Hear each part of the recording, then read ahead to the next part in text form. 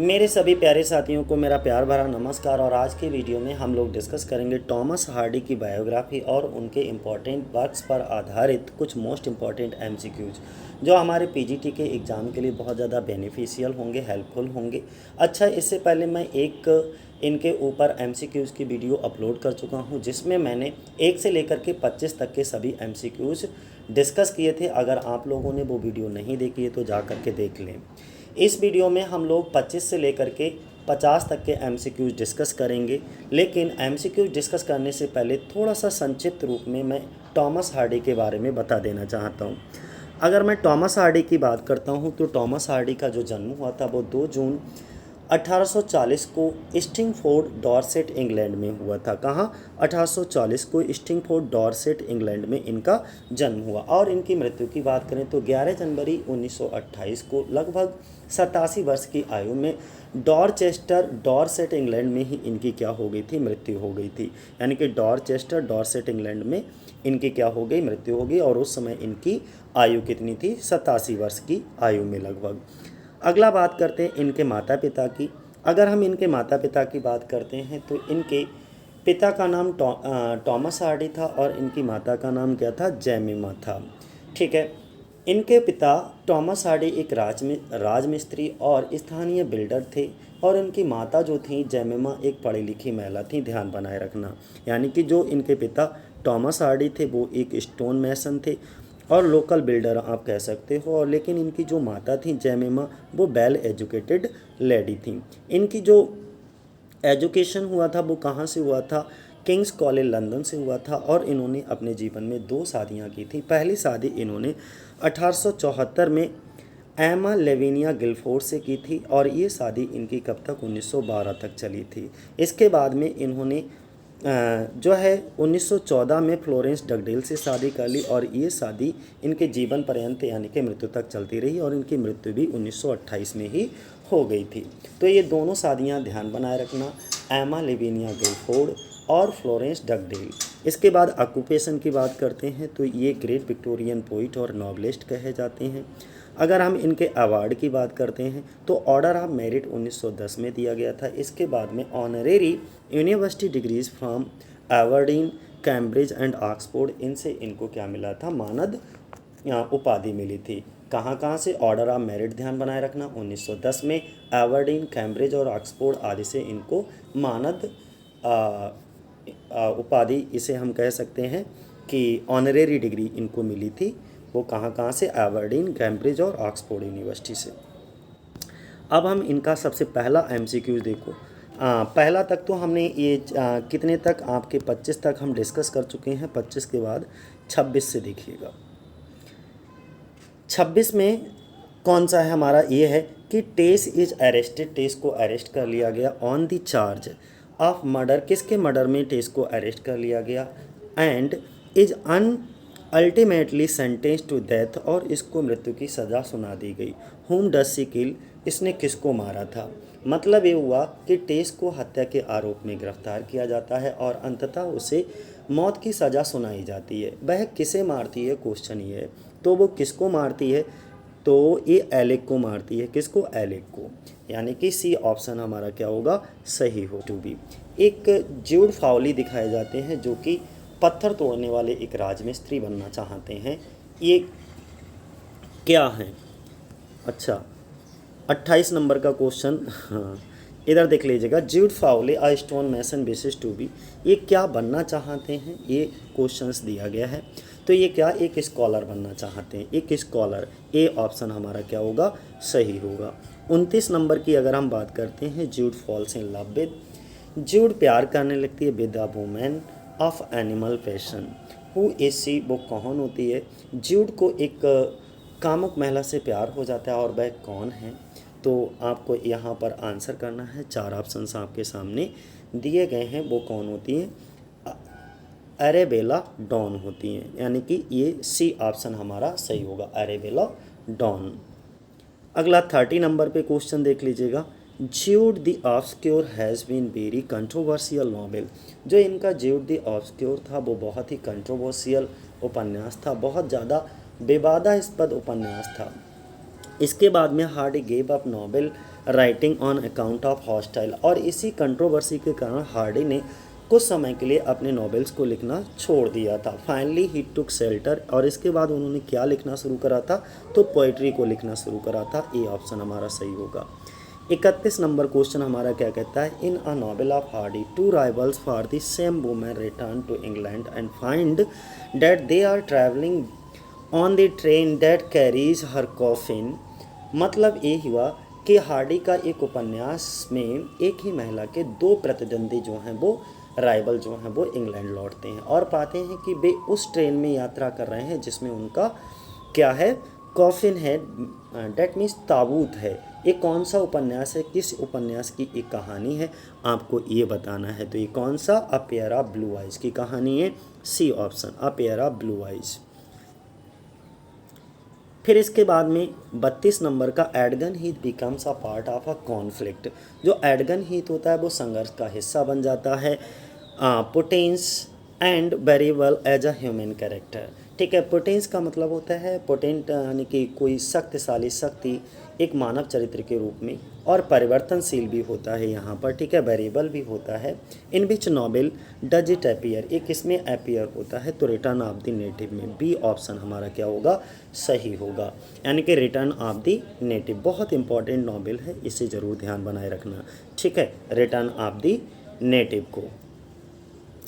अगला क्वेश्चन है हमारा, हु रिटर्न्स, कौन वापस आता है टू एडगन हीथ, एडगन हीथ में, and decide to become a school master, और स्कूल मास्टर बनने का प्रयास करता है। तो ये आपको बताया गया है कि एडगन हीथ कौन लौटता है और एक स्कूल मास्टर बनने का फैसला करता है, तो वो कौन होता है, क्लिम एवराइट होता है। कौन होता है, क्लिम एवराइट होता है। सी ऑप्शन हमारा क्या होगा, सही होगा, सी ऑप्शन क्लिम एवराइट।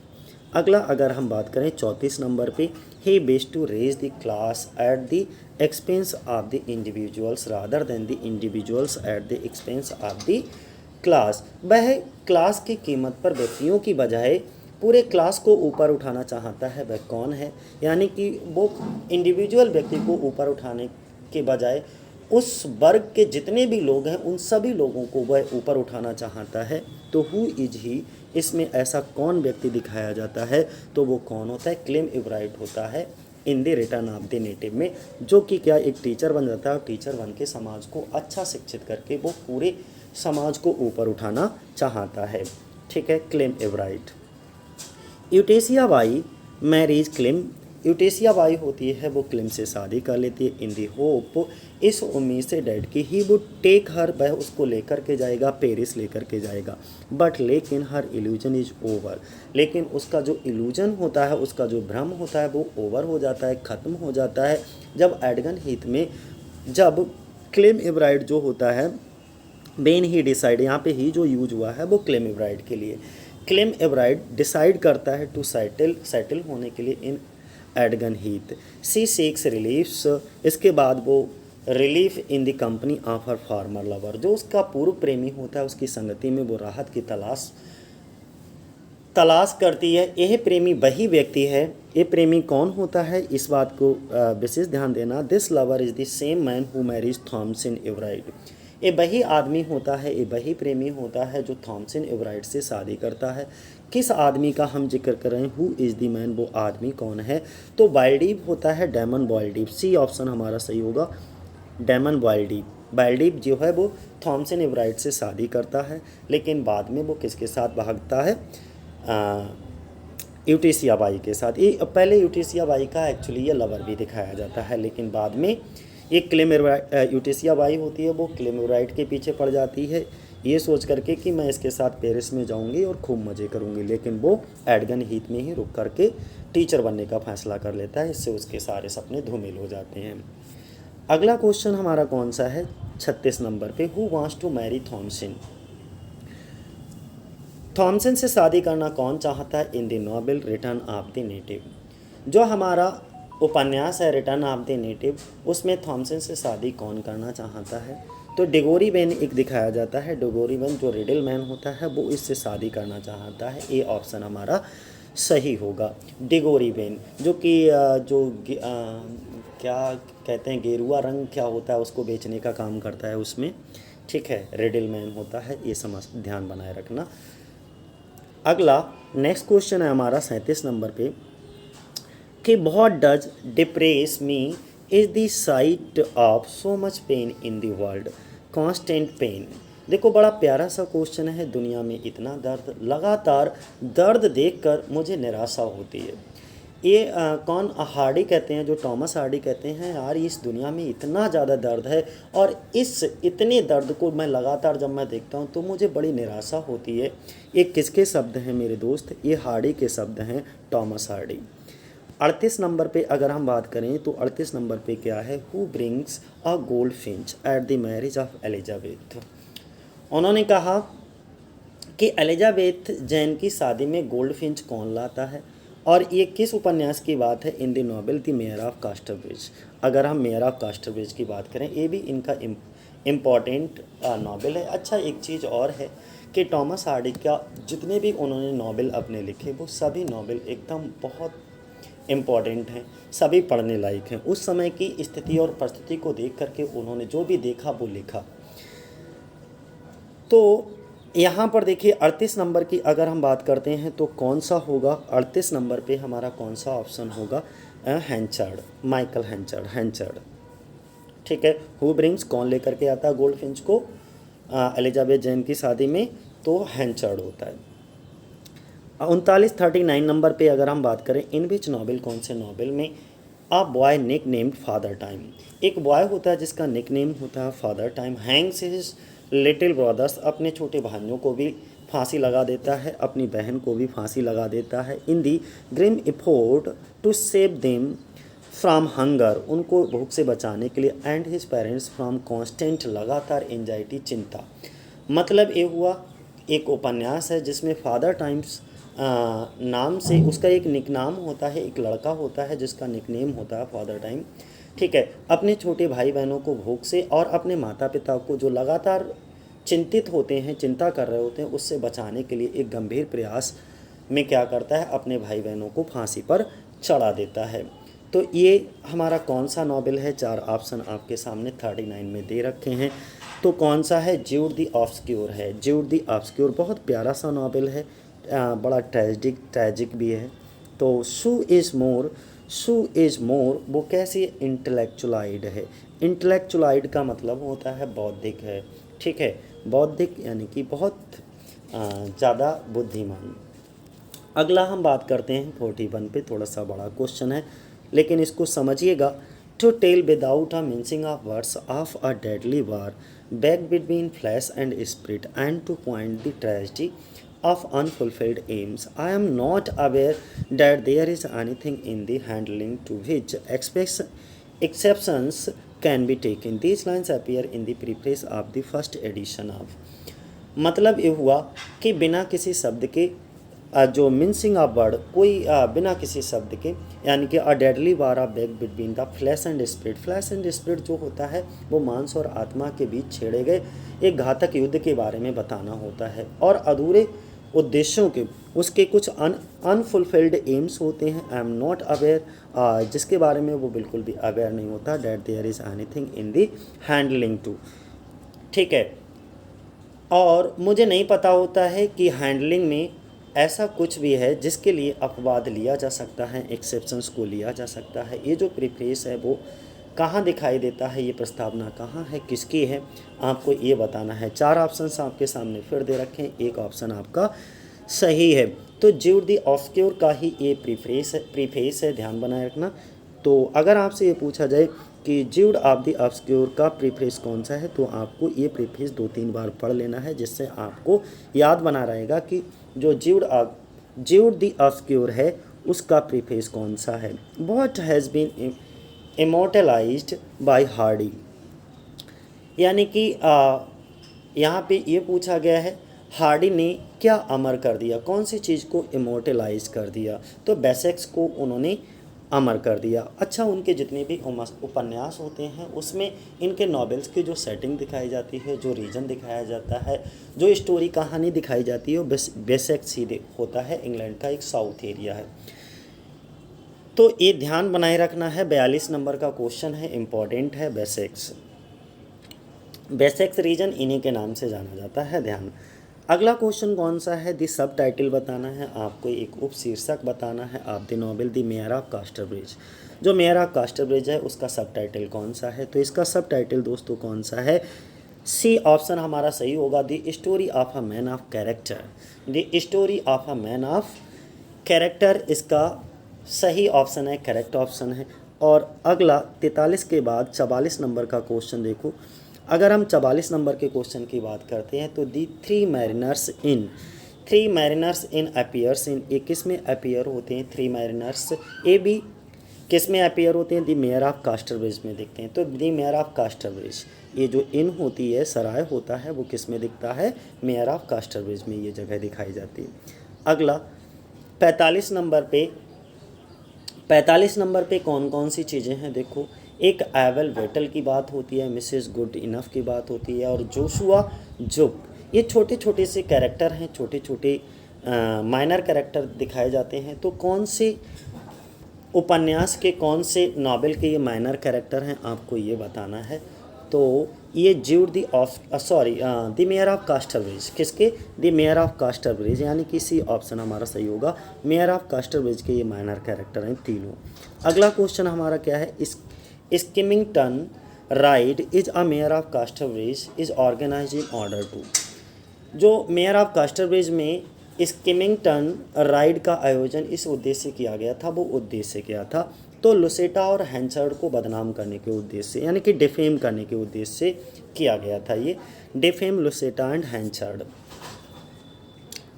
अगला अगर हम बात करते हैं 47 नंबर पे, happiness is but an occasional episode in the general drama of pen.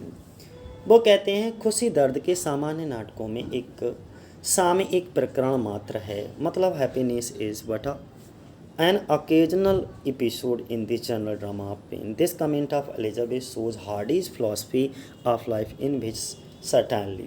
तो ये एक पेसिमिस्टिक की बात करते हैं, क्या, पेसिमिस्टिक, कौन सी फिलॉसफी की बात करते हैं, पेसिमिस्टिक। इन लाइनों में पेसिमिस्टिक का मतलब होता है निराशावादी, पेसिमिस्टिक का मतलब क्या होता है, निराशावादी, ठीक है। तो ध्यान बनाए रखना ये आंसर। अगला क्वेश्चन हमारा कौन सा है, हिज बेसेक्स। 48 नंबर का क्वेश्चन है हमारा, his Wessex is an special environment of his characters. जो हमने क्या बताया था, इनके नॉवेल्स के जो भी कैरेक्टर्स होते थे, जो भी स्टोरी वगैरह होती थी, वो सब कहाँ, बेसेक्स रीजन में सेट किए जाते थे। Whose development could not be understood without reference to it, बिना इसके रेफरेंस करे इसके डेवलपमेंट को नहीं समझा जा सकता है। हुज कमेंट इज दिस, ये किसका कमेंट है, तो जेबी प्रीस्टली का कमेंट है। ये किसका कमेंट है, जेबी प्रीस्टली का। अगला क्वेश्चन है, my star is what's to blame not I it is unanswerable where do these lines appear. ये लाइनें कहाँ दिखाई देती हैं, तो इन लाइनों के बारे में आपको बताना है, ये लाइनें कहाँ हैं, हार्डीज द डायनास्ट में, हार्डीज द डायनास्ट में। और आज की वीडियो का लास्ट क्वेश्चन, आज की वीडियो का दोस्तों last question, I am not so exceptional a woman as you think. वो कहते हैं कि मैं उतनी असाधारण महिला नहीं हूँ जितनी आप सोचती हो। फिर वो कहती हैं, fewer women like marriage than you suppose. जितनी महिलाएं आप सोचती हैं उससे कम ही महिलाएं विवाह पसंद करती हैं। फिर आगे वो कहते हैं कि only they enter into it for the dignity it is assume to confer. मतलब ये हुआ केवल वे ही इसे उस सम्मान के लिए स्वीकार करती हैं जो इसे प्रदान करने के लिए मना करता है। ये शब्द दोस्तों किसके हैं, ठीक है, ये शब्द किसके हैं और कौन से उपन्यास के हैं। तो आपका 4 में से एक ऑप्शन आपका सही है, 4 में से एक ऑप्शन आपका सही है। कौन सा ऑप्शन आपका सही है, Sue Bridehead in Jude the Obscure में, यानी कि डी ऑप्शन हमारा क्या होगा, सही होगा।